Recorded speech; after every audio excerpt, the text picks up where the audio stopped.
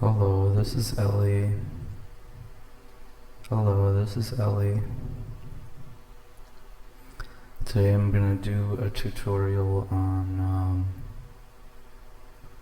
like,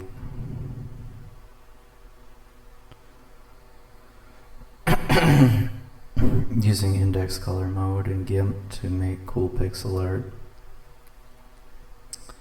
This thing that I have loaded here is the image I made originally, 111 by 111 pixels. And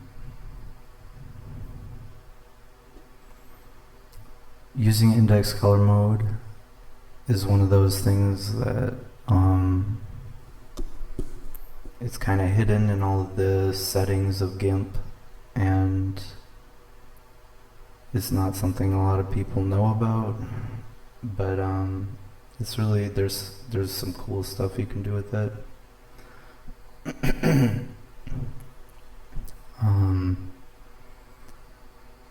So like the coolest thing about index color mode is these textures that you can get. And then also one of the cool things about index color mode is the way it responds to gradients.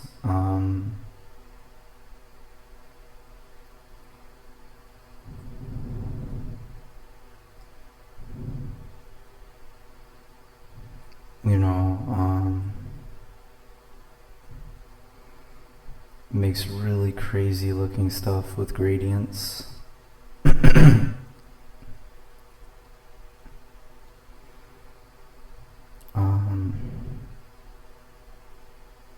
And you see how it really changes the textures a lot. And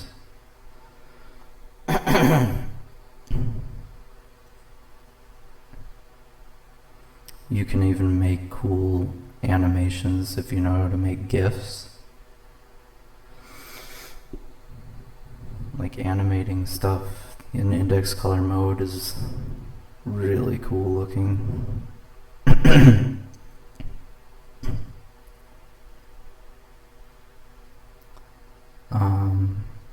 But I'll get into some of the cool things you can do after I explain how you get index color mode in the first place. So in here you have your this toolbar, and I think it's the same toolbar as this. Yeah, it is. So when you go to the drop down menu of your toolbar, it'll give you a bunch of options. Now, something about GIMP is that it can be really esoteric sometimes, and people think, GIMP is too hard to use, and it's really not any harder than Photoshop. If anything, I think it's a lot easier than Photoshop. And also you get peace of mind that you're using a open source free software that's built by a community instead of by some fucking corporation. And it's really like the more you use GIMP, the more you learn. Like, I learn stuff all the time that I never knew about with GIMP, and I've been using it for over 10 years.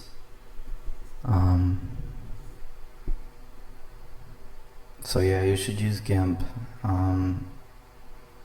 But anyway, so this, I didn't even know about this, because it comes with these default tools. And the default ones are kind of weird and not very useful. So you really have to customize it to get the full experience for how you want GIMP to be for you. And you can really customize so much about it. But so I'm not going to run through all of the tools, but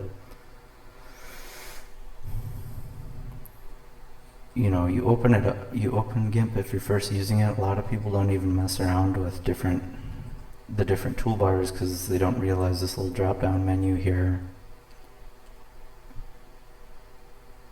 And when you go add tab, you have a ton of different stuff that you can, that you can use. And all of these are different tools. So if you go to, what I have the tab up here, I have color map for the image, and I have some palettes, and I have this palette, and those you're gonna need to use palettes for index color. You go to palettes, and that shows you all your palettes.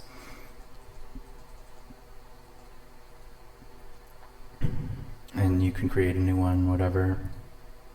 And you can also export your palettes into a bunch of different things. CSS style sheet, text file, whatever. And once you export them, you can share palettes with other people too, if you come up with a cool palette that you like. This palette that I have here is from the video game Robopon, the Game Boy Color game. And this is just one of the palettes from one of the maps. And if you load an image in here, you can get a palette from that image, and it'll generate one. Then you can save it and use it for other stuff.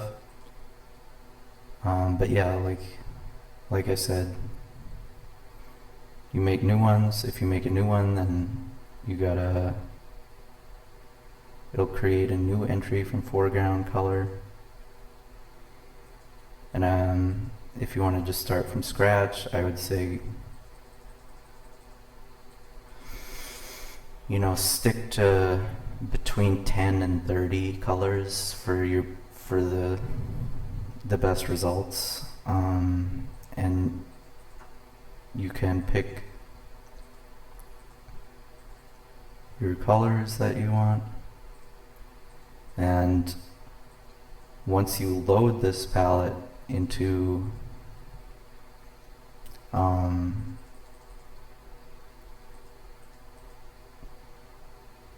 index color mode, these are going to be the only colors that your image uses. So, this is how you make a palette. I haven't usually made them myself very much yet, although I want to start doing that more. And I don't know why I'm going with this color scheme, I guess.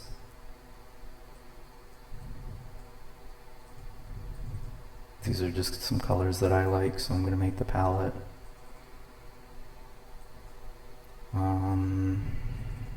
To be just colors that I like.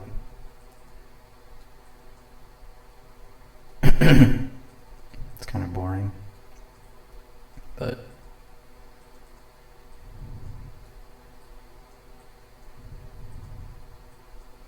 I like to have a good variety of saturated and muted colors.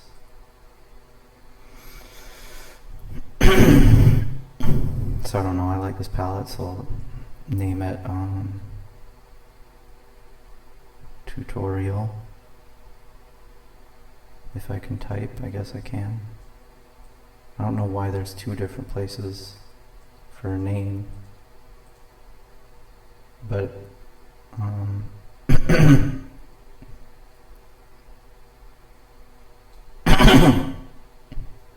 yeah, so here's a palette that I like, so I'll go new. Right, so you can start a new image and go color profile. Oh no, wait, you go color space, no. well, I'm just going to create a new thing that's 100 by 100 because that's what I like to constrain myself to 100 by 100 for pixel art stuff.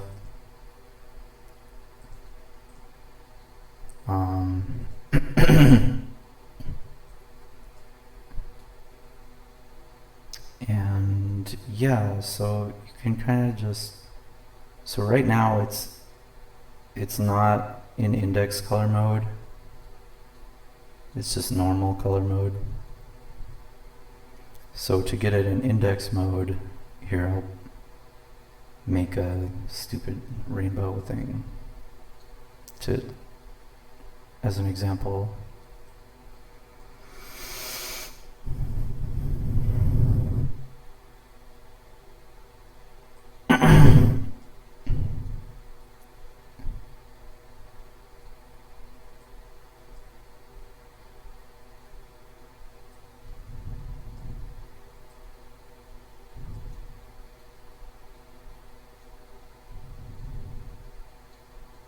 There, that should be a good example. So to get to index color mode, you go up in image and you go mode, indexed, and this little thing will pop up and it'll default go to generate optimum palette, and then you can choose how many colors you want. 255 is usually too much. I like to stick around like 25, but we're going to use a custom palette. We're going to use a palette that I just made. If it shows up here, hopefully. Yeah, it does. Tutorial.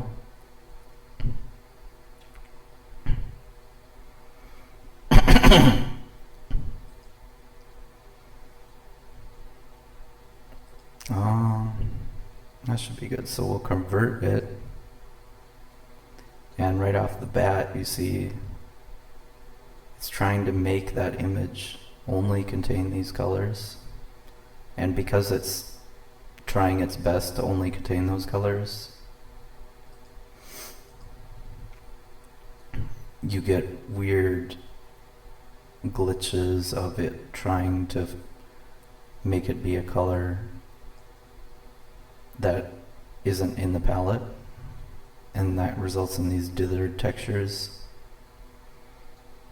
But you can see in the thumbnail up here, when I go undo, or actually I'll just zoom out to show you better, convert to indexed, and you can see it's from a distance, it's pretty close to the image, so it's pretty good at, like, if you load an image in, it's pretty good at you know, doing its best to make it look close to the original image but only use these colors. Whenever you make a new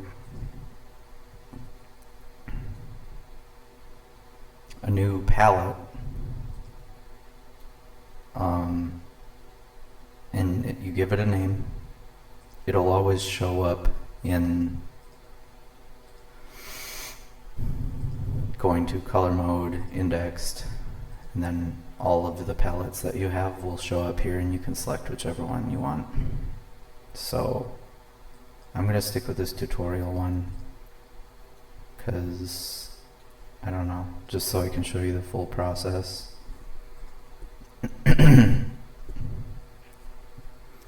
So, the really cool thing about index color mode is using paintbrushes.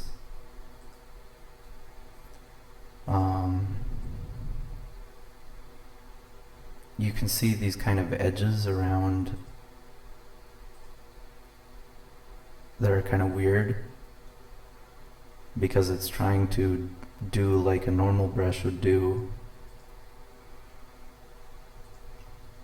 Like in normal mode, it would have these, you know, this smooth gradient.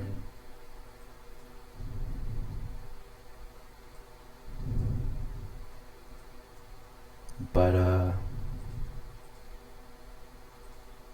index color mode, the colors that are required in that gradient aren't part of the palette, so it will try its best to quantize the color to something that's in the palette. So let's go to index mode again, and you can always convert back and forth whenever you feel like it. It's pretty easy to just convert stuff back and forth. So that's in palette mode, and that's normal.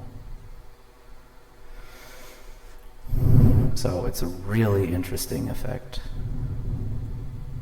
Even just doing simple stuff like this looks very interesting.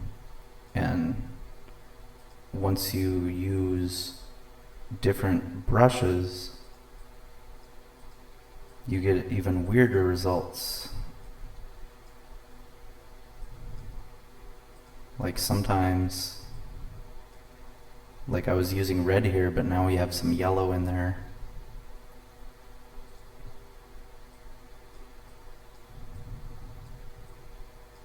Forgive me, I have to do this because my hand isn't free to press Control Z.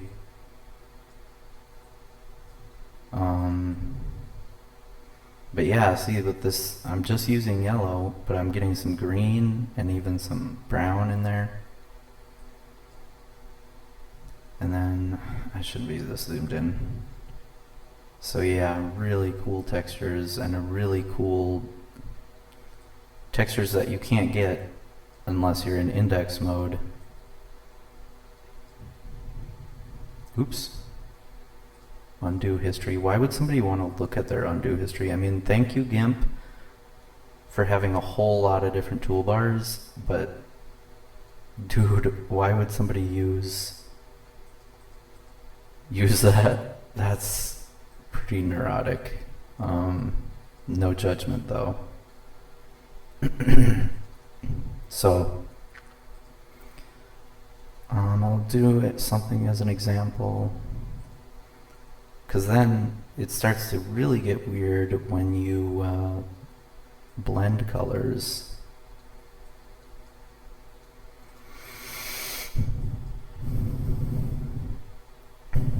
You get very strange results from blending colors that are, and I'm sure the more that I do this, the more I'll get used to like how it'll respond. But for now, it's kind of fun to just experiment with and not know how it's going to respond.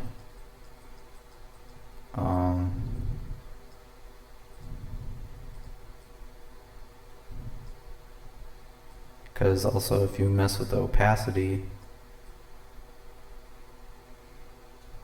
it's very weird response.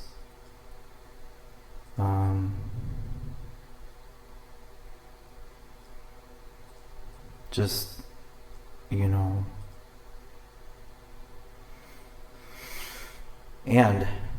we'll use the default example pepper. If you use an image for your brush, like let's make a little something that would make it good.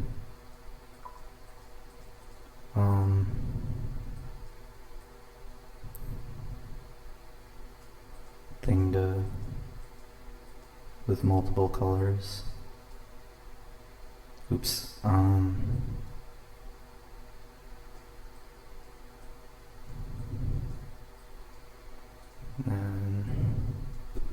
Okay, I gotta press shift.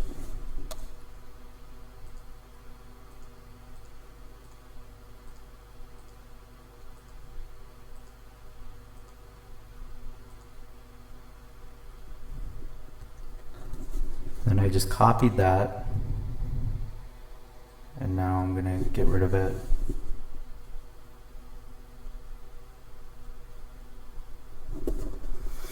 And in your brushes, your clipboard, whatever's in your clipboard after you copy and paste will always be able to use as a brush, which is very nice.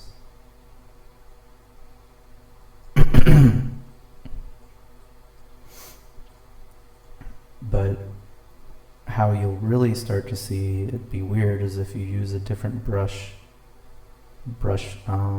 blending mode.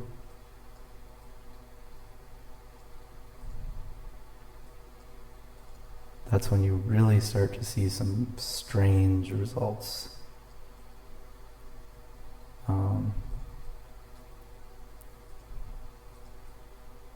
Oh my god. Oops.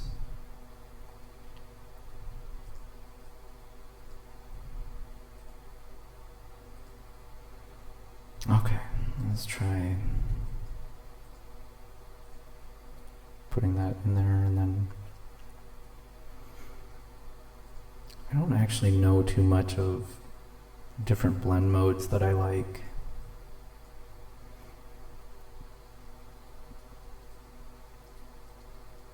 Dodge is usually good for light stuff and using a darker color.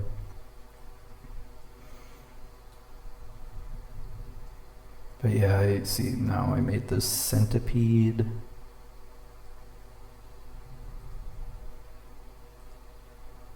Very cool centipede spiral. And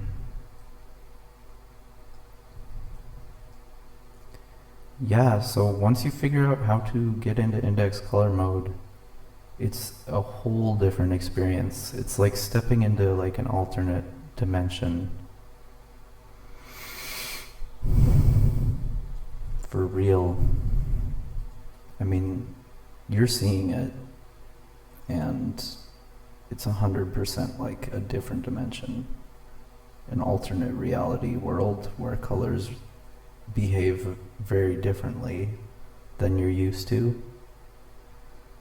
And the result is that your mind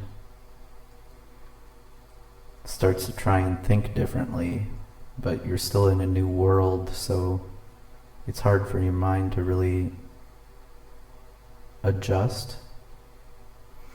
And that is one of the things that I really like doing in art, is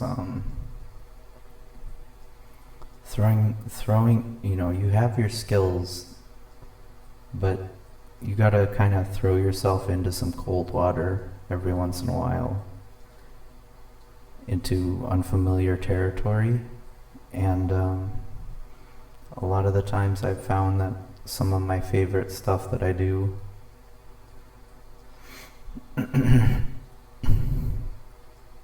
is when I throw myself into a new world and I see what I can do there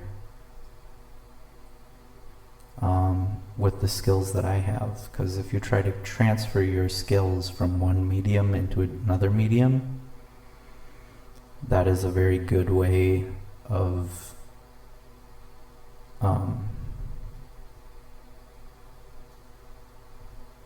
getting some interesting stuff to happen, because you're basically trying to transpose a skill set that you have and apply it to something new. And what becomes really interesting when you do that is that some parts of your skill set will transfer into the new world that you're in,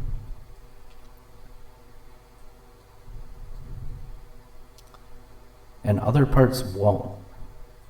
And so it's really interesting to explore and see what of your skills translate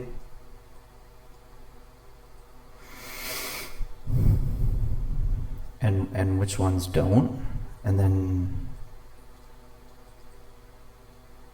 like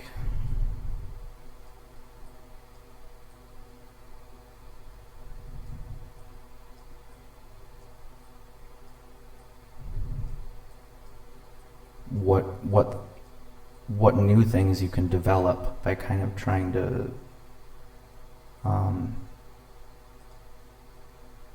translate, because that's something I've always thought of and been inspired by artistically, is the idea of translation. I've been thinking a lot about Young Lean and how he's interesting translating his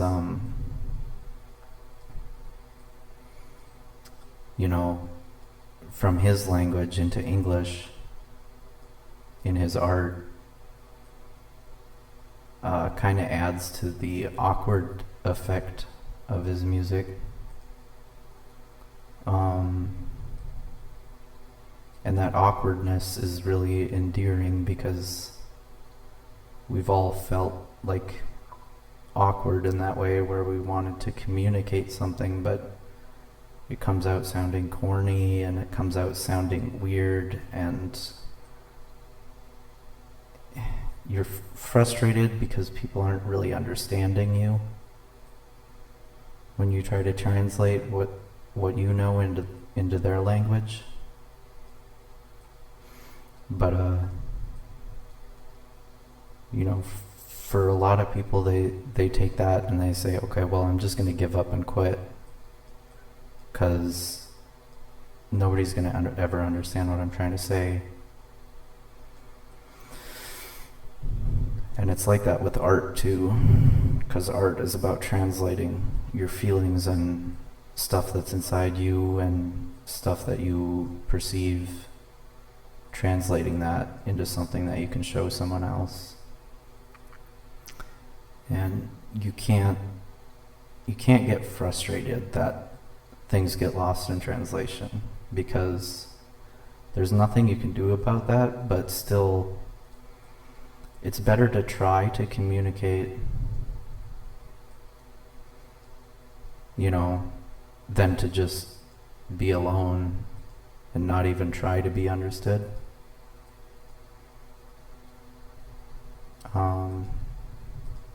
Because we're all kind of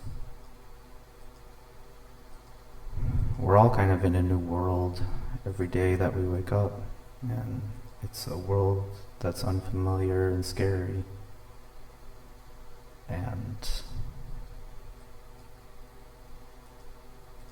But it's okay to be scared. It doesn't mean that you're weak. It doesn't mean you can't find a way and that there's no help. Because if you put in the work, you will not be fully understood, but at least a little bit understood. And you might not get all the help that you want, but you probably be able to find the help that you need. But you just have to have faith, and you have to sit with the uncertainty and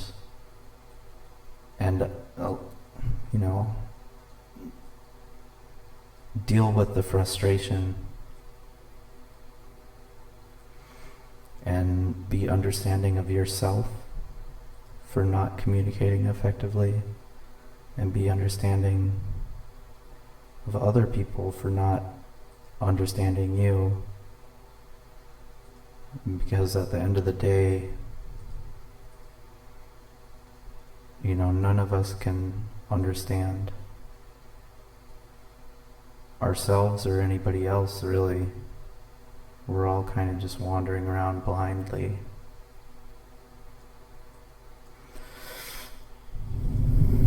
And trying our best. But you can't You can't take easy exits. You can't take the easy way. Because when you take the easy way, somebody else has to take the hard way a lot of the time. And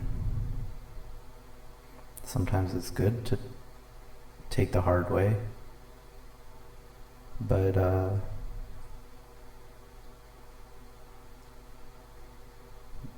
because if you take the hard way, then you learn something. But sometimes people get forced into taking the hard way and they don't learn anything because they weren't ready for it. And one of my friends told me, there's no way for you to know whether somebody's ready or not. You don't decide that.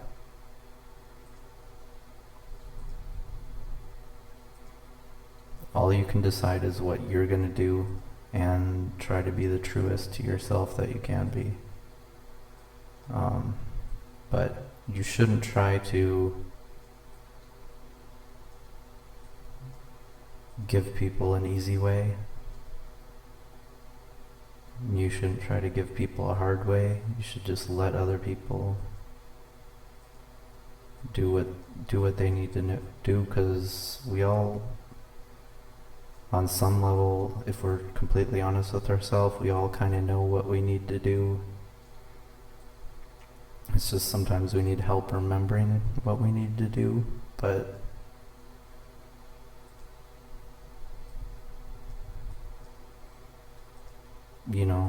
when you do things sometimes and you know that you're doing the wrong thing, and then you run into problems, because of course you would have problems because you're doing the wrong thing and you know you're doing the wrong thing. So of course you're going to run into problems because you know deep down that you're doing the wrong thing, you're doing something that's not right for you.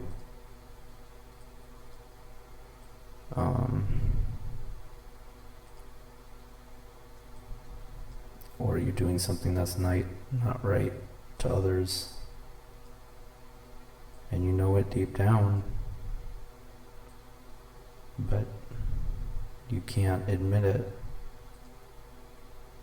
So that's another big thing too, is being able to admit it. And that's something I found with art too, is I have to learn how to admit the things that I can't do. Like, I can't do certain types of art that I would want to be able to do. And maybe if I forced myself and tried, I would be able to do them. But that wouldn't feel honest.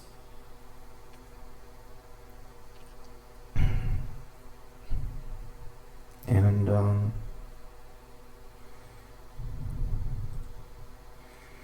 one of the things with art that I really has kind of brought me back from wanting to quit art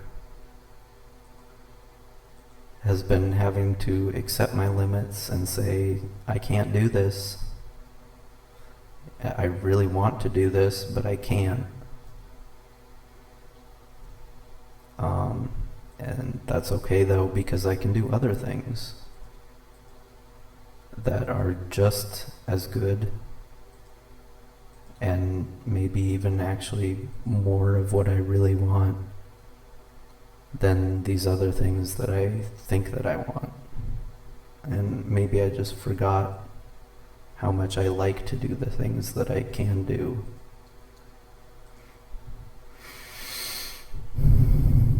And got too caught up in thinking about wanting to do things that I can't do, and feeling bad that I can't do them. But I gotta step back from that ledge and say, okay, well, I can't do everything that I want to do, but at least I can do some of the things that I want to do. And that's the best I can do, and I should be okay with doing the best that I can. Because I know deep down, I know when I'm putting in a good effort and when I'm trying my hardest. Other people don't. But I know when I'm doing what I need to do and where my limits are. And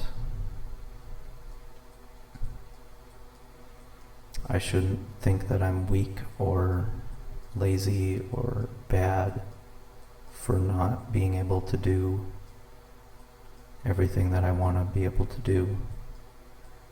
And if you really want to be able to do something but you can't, then you have to learn how to do it. And learning takes work. It takes a lot of homework, and it takes a lot of research, and it takes a lot of hard work, painful work sometimes. But as long as you're not killing yourself doing that work, then sometimes, when you work out, it hurts really bad. But you have to push through how much it hurts, because you gotta do what you gotta do. I don't know, I didn't try to make this a sermon or something, but it's kind of just calming to do, so yeah, that's an example, some examples of cool stuff you can do with index color. And here's a little piece of art that I made using it, and I like it, and I hope you like it, and I hope that this was helpful and gave you some ideas on making art using free software, free and open source, community made software, no corporations, no